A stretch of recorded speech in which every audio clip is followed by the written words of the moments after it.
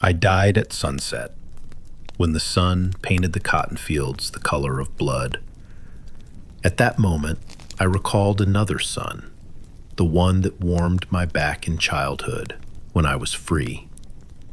But between those two sunsets lies an entire life lived in chains. And this story, my story, could have happened to anyone. It was enough to be born at the wrong time, in the wrong place. A single moment of inattention was enough.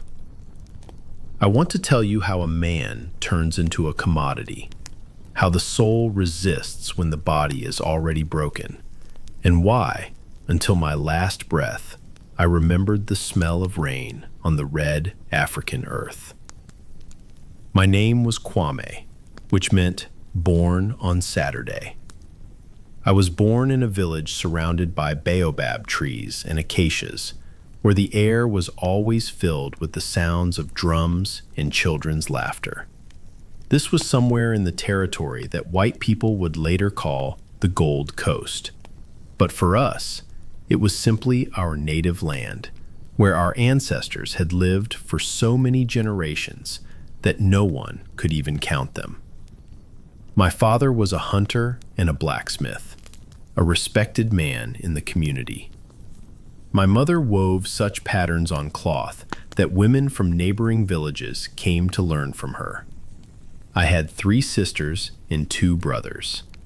We lived in a round hut with a thatched roof, which we renewed every year before the rainy season. My childhood was filled with simple joys. I woke up with the first rays of the sun and ran to the river with the other boys. We caught fish with our bare hands, learned to throw spears at tree trunks, and listened to the elders' stories about great wars and heroes of the past. I remember my grandfather telling me about the spirits of the ancestors that live in every stone, in every tree. He taught me to read tracks on the ground, to understand the language of birds, and to feel the approach of rain by the smell of the wind. When I turned 12 years old, I went through the initiation ritual along with the other boys my age. We were taken into the forest for a whole moon, where the elders taught us the secrets of men, how to hunt antelopes, how to defend the village, how to honor the gods and ancestors. Sacred scars were placed on my body, 3 thin lines on each cheek, the sign of our tribe. I was so proud that day. My father started taking me hunting when I turned 14. We went into the savanna for several days, tracking gazelles and antelopes. He taught me patience, how to sit motionless for hours, waiting for the right moment. He taught me to read the behavior of animals, to understand where they would go to the watering hole. In the forge, I helped him pump the bellows, watching how the glowing hot iron turned into spearheads and hoes. The fire of the furnace seemed to me like a living entity, demanding respect and caution. In the evenings, the entire village gathered around the fire. The drums began their conversation, and people danced, their shadows moving strangely in the flame's light. The girls sang, their voices weaving into complex melodies that seemed to rise to the stars. I dreamed of marrying Ame, the chief's daughter. She was beautiful like a young gazelle, and she laughed in a way that made my heart stop. I was 16 when everything changed. It happened at dawn, when the fog still lay low over the ground. I woke up to screams. At first I thought it was a leopard attacking the livestock pen. That happens sometimes. But the screams were human, filled with terror. I ran out of the hut and saw chaos. People with guns and torches were rushing through the village. Some of them were from a neighboring tribe with whom we feuded over hunting grounds. But among them, I also saw light-skinned people in strange clothing. They shouted in a language I didn't understand, shot into the air, driving people into a circle like cattle. Father grabbed his spear and rushed to defend the family. I saw a shot ring out, and Father fell, clutching his chest. Mother screamed, rushed toward him, and one of the attackers hit her on the head with a rifle butt. I tried to run, but someone knocked me down. The last thing I saw before losing consciousness was the burning huts and the bloody body of my younger brother. When I woke up, there was a heavy wooden yoke around my neck, and my wrists were bound with ropes made of rough fiber that cut into my skin. Around me were about 30 people from our village and neighboring settlements, mostly young men and women. The elders and small children were not taken. I later understood why. They held no value for the slave traders. We were bound into a long chain and driven east toward the great water I had only heard about in legends. One of the captors from the hostile tribe explained to us in our language that we had been sold to the white people, that we were now merchandise. He said this indifferently, as if talking about bags of grain. I couldn't understand. How could one person sell another person? How could one betray one's own people for the sake of iron goods and the guns I saw the white people possess? The journey to the coast lasted more than 2 moons. We walked along jungle trails where the trees closed in so tightly that they let through almost no sunlight. Mosquitoes swarmed us, and gnats drank our blood while we couldn't swat them away with our bound hands. We were fed once a day, a watery millet porridge that we had to eat like dogs, bending our heads to the bowl. Little water was given. Many fell ill. Fever and diarrhea began. The weak were shot on the spot. I saw how Ajoa, a girl from a neighboring village whom I had known since childhood, died. She simply couldn't walk anymore, fell to her knees, and a guard shot her in the back of the head. Her body was left to rot by the trail. No burial ritual, no honors, just meat for the hyenas and jackals. I tried to run away twice. The first time was on the 3rd night. I almost chewed through the ropes binding my hands, but the guard noticed it. I was beaten with sticks so badly that I couldn't breathe properly for 3 days. Every breath echoed with pain in my ribs. After that, a metal collar with inwardly pointing spikes was placed around my neck. Any sudden movement drove them into my skin. The second time I tried to escape was on the 10th day of the journey. I took advantage of the confusion when a troop of monkeys, angered by the caravan passing through their territory, attacked us. I managed to run about 100 meters before they caught me. This time, the punishment was more severe. The guard heated an iron rod and branded my right shoulder blade. The pain was so intense that I lost consciousness. I bore the scar from that burn until the last day of my life. When we emerged from the jungle and saw the ocean, I couldn't believe my eyes. I had never seen so much water at once. A blue infinity that merged with the sky somewhere on the horizon. Waves rolled onto the sandy shore with a monotonous sound that seemed to me like the voice of some enormous monster. On the shore stood a massive fortress of white stone with cannons on the walls.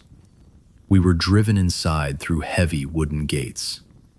Inside the fortress, it was stuffy and smelled of human sweat, excrement, and fear. We were taken down into underground casemates, low rooms without windows, where hundreds of other prisoners were already held. Here were people of different tribes, speaking different languages, but united by a single fate. Some sat staring into the void, others cried softly, and still others prayed to their gods. We spent nearly 2 moons in this fortress. Every day we were led upstairs in small groups, where the white people examined us like livestock. They opened our mouths, looked at our teeth, felt our muscles, checking for diseases. The weak and sick were taken away. I didn't know where, but they never returned. One day, a white man came in black clothing with a large cross on his chest. He spoke something in his language and sprinkled water on us. The translator explained that he was the priest of the white people and that he was washing away our sins, making us Christians.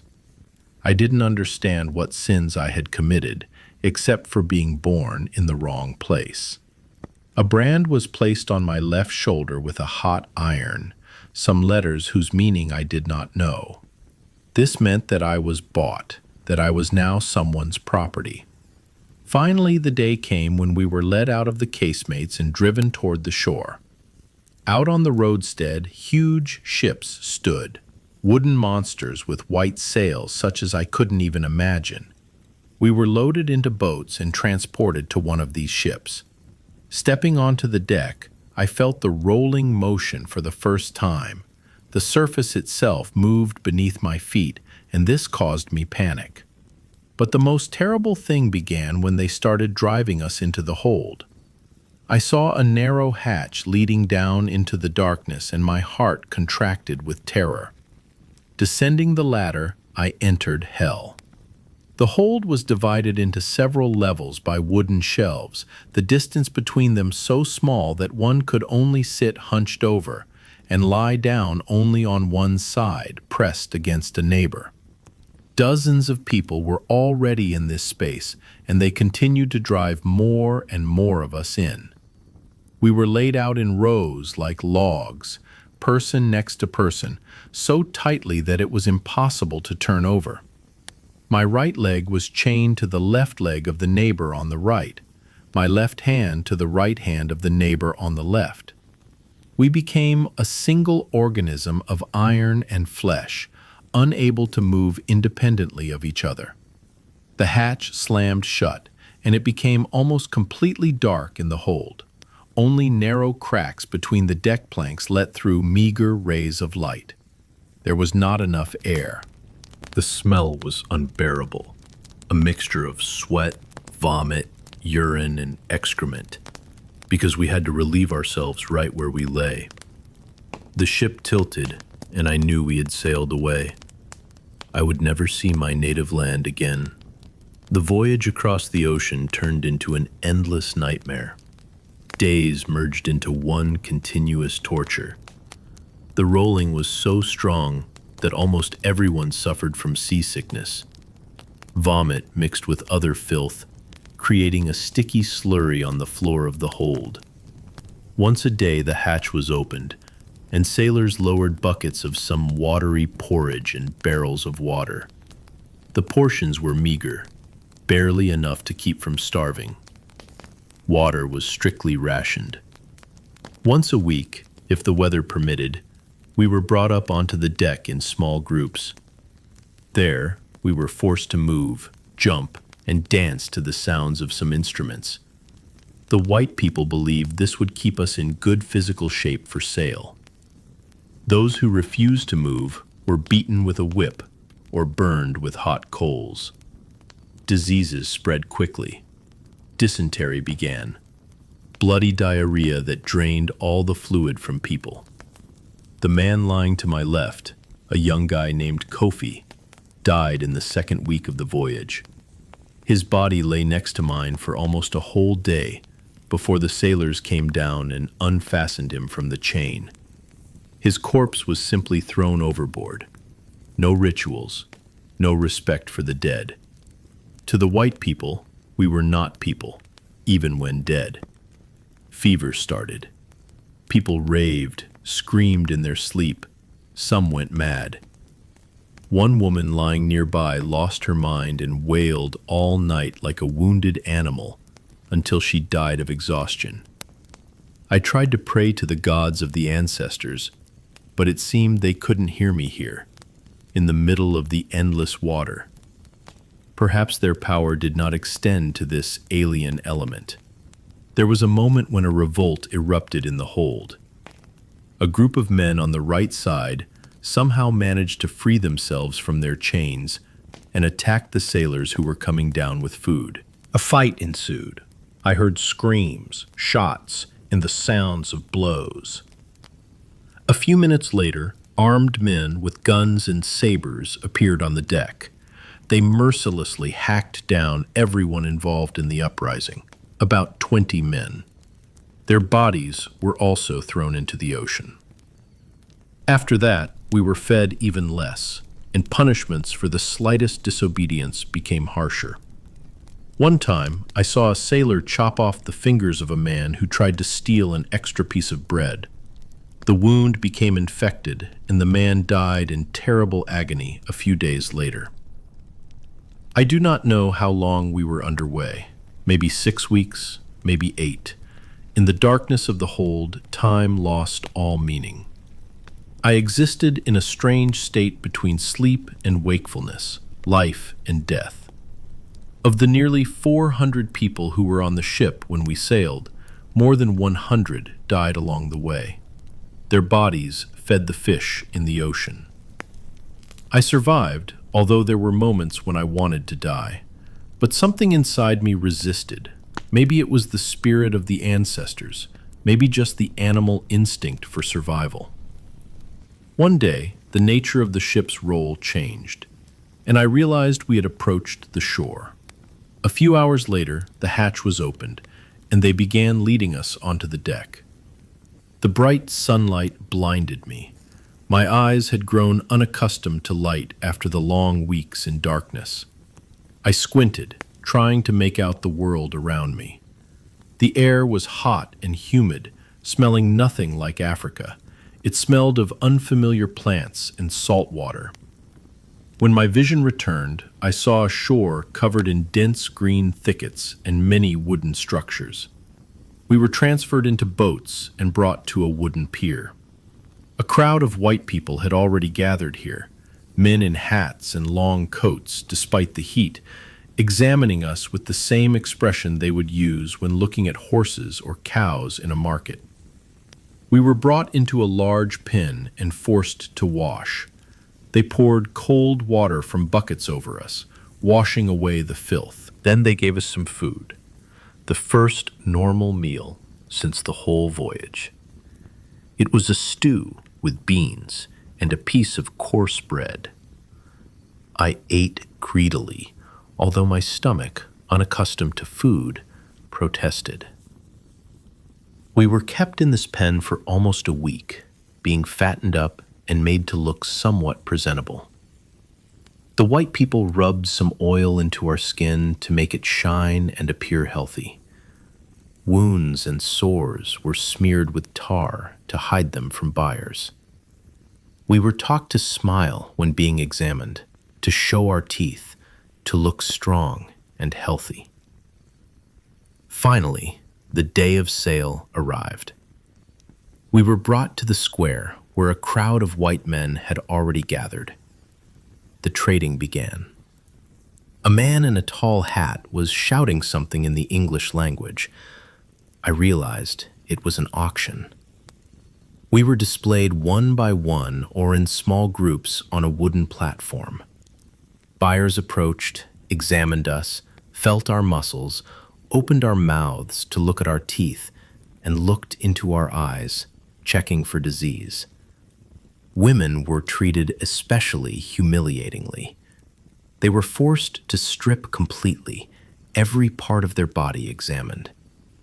I saw tears on the faces of some of them, but most had already learned to hide their emotions deep inside, showing only a vacant, submissive expression. When my turn came, I climbed onto the platform.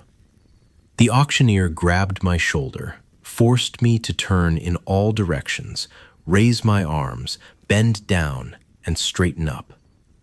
He poked my muscles, praising something to the buyers. Several men approached closer, examining me. One of them, a corpulent man with a red face and thick sideburns, took an interest in me. He opened my mouth, looked at my teeth, and felt my arms, checking how strong they were. Then he saw the scars on my back from the beatings during the journey to the coast and the brand on my shoulder blade. His face darkened. Evidently, the scars indicated that I was prone to disobedience. But the auctioneer quickly spoke, explaining something apparently assuring him that I was still a sturdy worker. The bargaining continued for several minutes. I heard the numbers the men shouted, although I didn't understand their meaning. Finally, the auctioneer shouted something, struck the table with a hammer, and I realized I had been sold.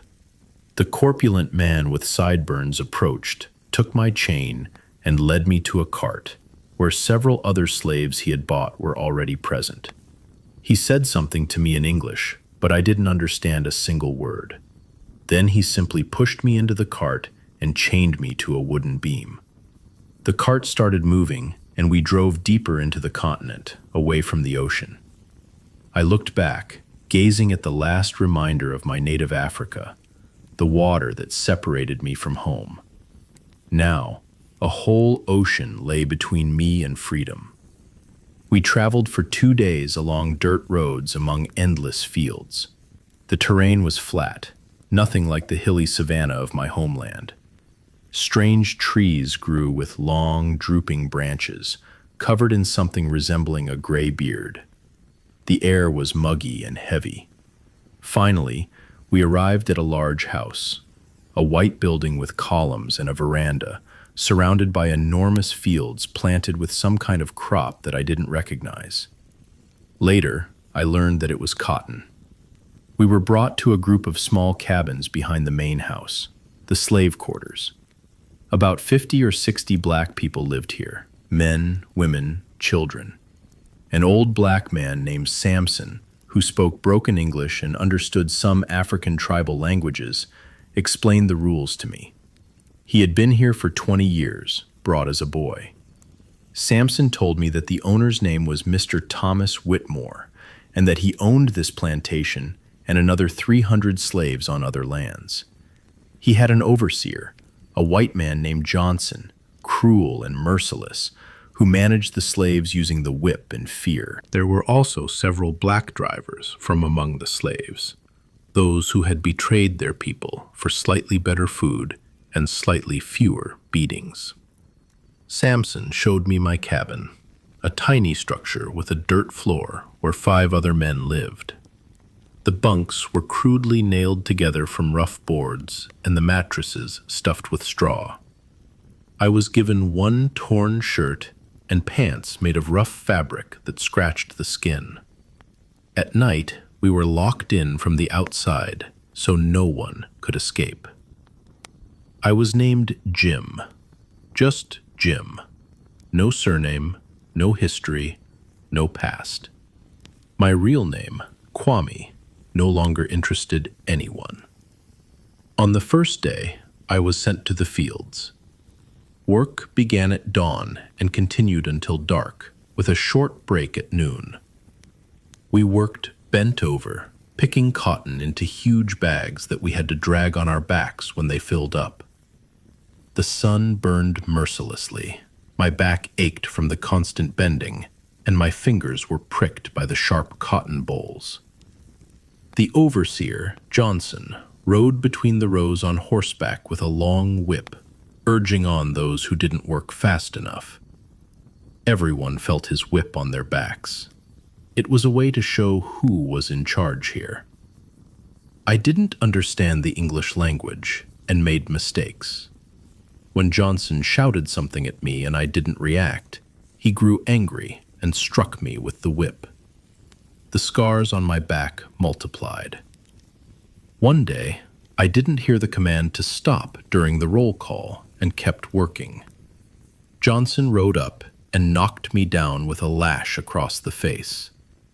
The pain was so sharp that I lost my sight for a moment. When it returned, I saw his face above me, distorted by malice and contempt. He was screaming something, but I didn't understand the words, only their tone. Then he kicked me in the stomach with his boot and rode away. Other slaves helped me up, but no one dared to protest. Everyone knew it would only make the situation worse. Little food was given. Cornmeal porridge 2 times a day, sometimes a piece of salted pork or fried beans. We did not work on Sunday. It was a day of rest. In the morning, we were forced to go to a small church where a white preacher spoke about the need to obey our masters, that slavery was God's will, and that we should be grateful for being saved from the savagery of Africa.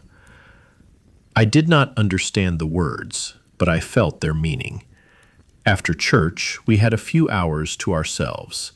Some worked in small gardens near the cabins, growing vegetables for themselves. Others mended clothes or made simple things. On Sunday evenings, we gathered together, and the elders sang songs, a strange mixture of African melodies and Christian hymns. In these songs was all our pain, all our hope, all our despair. Gradually, I began to understand the English language. First, simple commands, then individual words and phrases. Samson taught me in the evenings, explaining the meanings of words and the rules of behavior that would help me survive. He would say, "Do not look the white people in the eyes. Do not talk back. Do what you are told, quickly and without questions. Hide what you think. Smile when they look at you. Be invisible. That is the only way you will live long." I learned to be outwardly submissive while preserving my rage inside. This was harder than any physical labor. A year passed, then the second. My body adapted to the heavy labor. My muscles strengthened and my skin thickened. The scars on my back became a part of me. I learned to pick the required amount of cotton so as not to be beaten, but also not to stand out with results that were too good. Those who worked the best were forced to work even more, setting a new quota for everyone. I learned to sleep standing up during short breaks, and I learned to conserve strength by working steadily and methodically, rather than in quick bursts.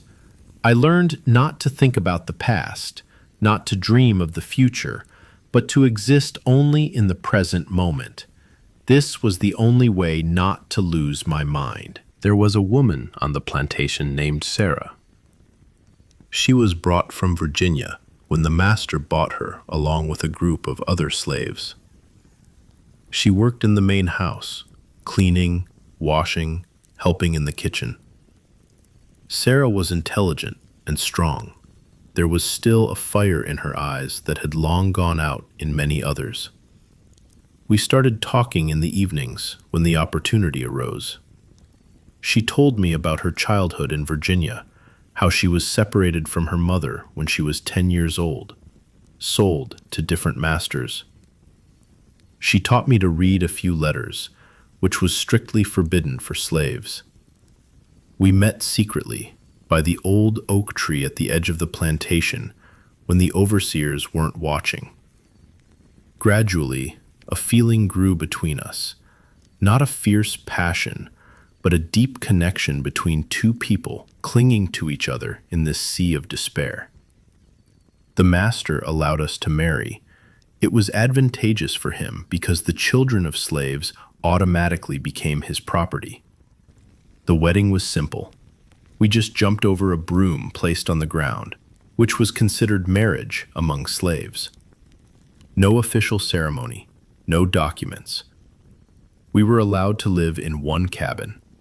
It was a small happiness amidst endless sorrow. A year later, our son was born.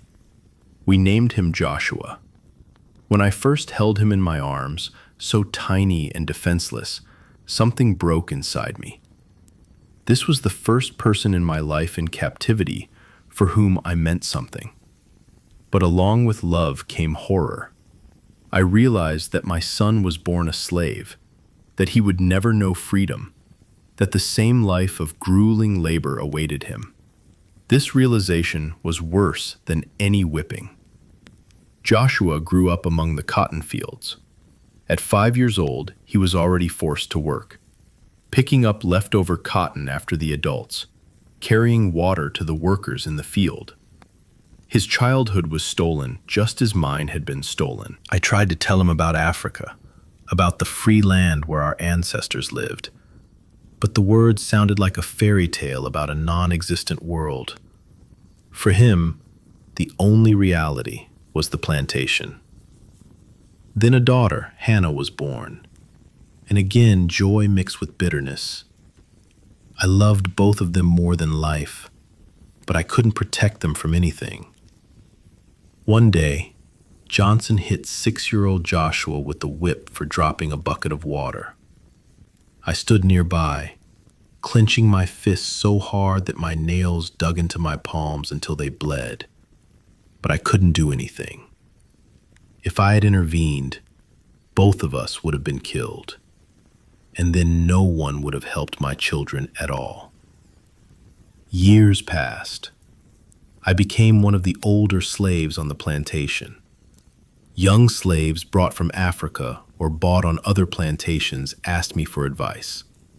I taught them how to survive, how not to go mad, how to preserve even a fraction of human dignity in this hell.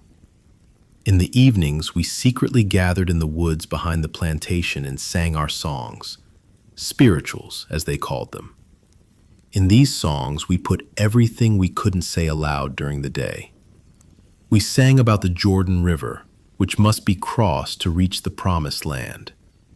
But everyone understood that the Jordan River was the line between the slave-owning South and the free North, and the Promised Land was freedom.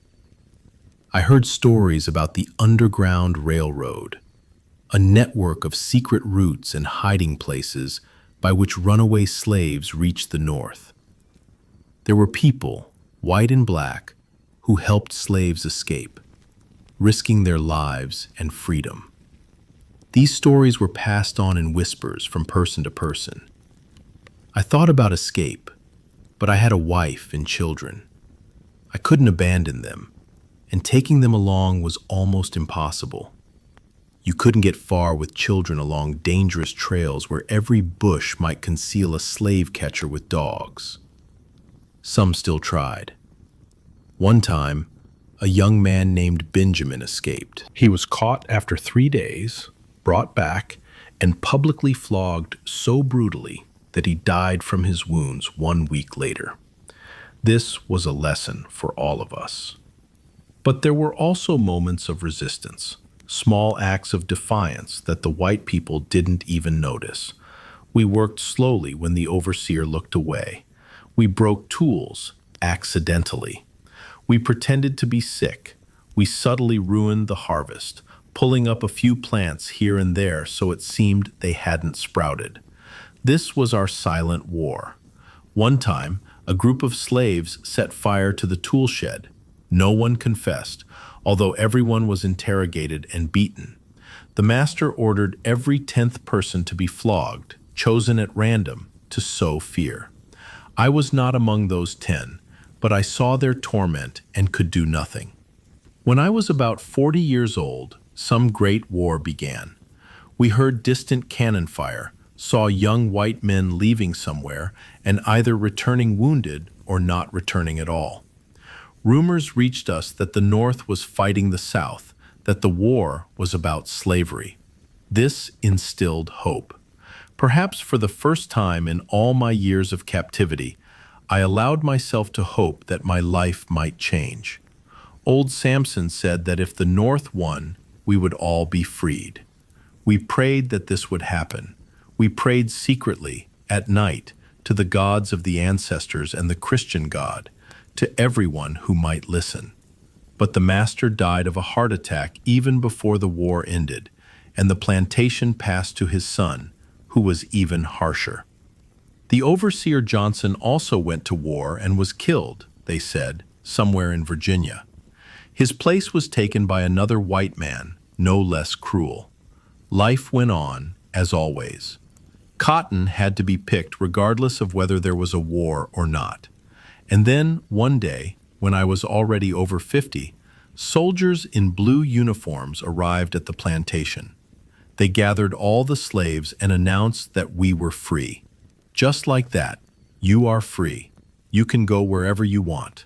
I stood there, not understanding what it meant. Free? After more than 30 years of slavery? Where was I to go? I had no money, no land, nothing but the worn clothing on my body.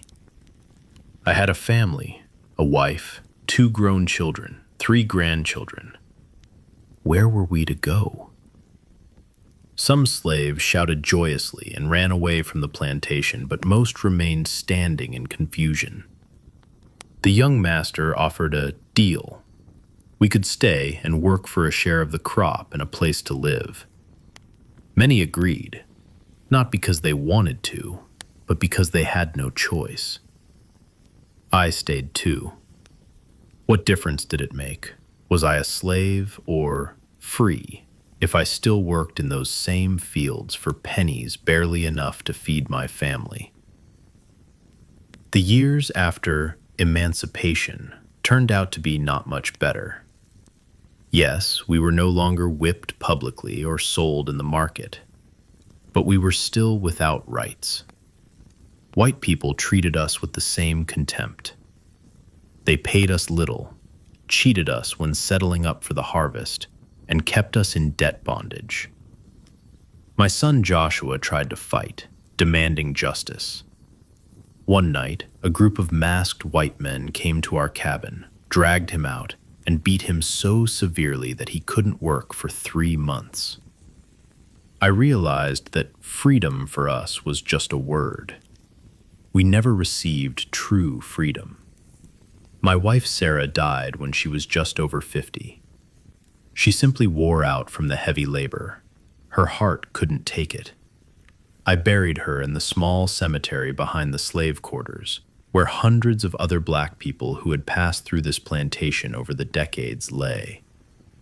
Without her, life lost its last meaning. I continued to work, but mechanically, like a wound-up toy. My body was falling apart. My back, curved from years of bending over to work, ached constantly. My joints were swollen with arthritis. My eyesight weakened. I became an old man at 60 years old, although I felt every bit of 90. I was transferred to lighter work. I mended bags, wove baskets, looked after the small children while their parents worked in the field. In the evenings, I sat by the cabin and watched the sunset, and in those moments, I allowed myself to remember Africa, the smell of rain on the red earth, my mother's laughter, the face of my father who died defending his family. I remembered how the other boys and I hunted in the savanna, how I dreamed of marrying Amy.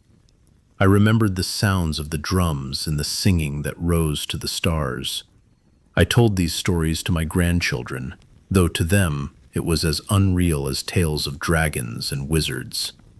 I tried to pass on to them at least something about our past, about who we were before we became slaves. I taught them words in my native language that I still remembered. I sang the songs my mother sang. I told them about the gods and the spirits of the ancestors. Perhaps, if they remember, something of our people will survive, not completely dissolve into this alien land. My grandson, who was named Jim in my honor, listened especially attentively. In his eyes, I saw the same fire that once burned in mine. I hoped that he would see better times, that the world would be different for his children and grandchildren. One spring evening, when I was already over 70, I felt that I was tired.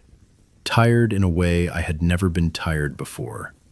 This was a weariness not of the body, but of the soul. I had lived a long life, much longer than most slaves. I had witnessed the birth and death of hundreds of people. I survived the ocean, the plantation, the war, the false emancipation. I raised children and saw grandchildren. I did everything I could to survive, to preserve my humanity, to pass on the memory. Now, I was ready to go. I lay down on my pallet in the cabin, the very one where I had lived for more than 40 years. My family gathered around. Children, grandchildren, great-grandchildren, everyone I loved. I looked at their faces in the flickering light of the kerosene lamp and felt a strange calm. Yes, my life was full of suffering. I was stolen from my home, turned into a thing, forced to work until exhaustion, stripped of everything that makes a person human. But I survived. I was not completely broken. Somewhere deep inside, I preserved the memory of who I was, Kwame, the son of a hunter and a weaver, a free man from a people whose roots went back into the depths of the ages. Outside the window, the sun was setting, coloring the sky in shades of red and gold. I closed my eyes and saw another sun, the African sun, bright and hot, and heard the drums that no longer sounded in the real world. I felt the smell of rain on the red earth. I saw my mother's face, and in the last moment, I understood. They couldn't take the most important thing from me. They owned my body, but my soul always remained free. And this soul was now returning home, across the ocean, across the years, home, to the ancestors, to the land where it all began. My last words were in my native language, which no one around understood. I said, "I am going home," and I let go. The sun set over the horizon, and with it my life departed, a life that began in freedom and ended in captivity, but which was never completely conquered.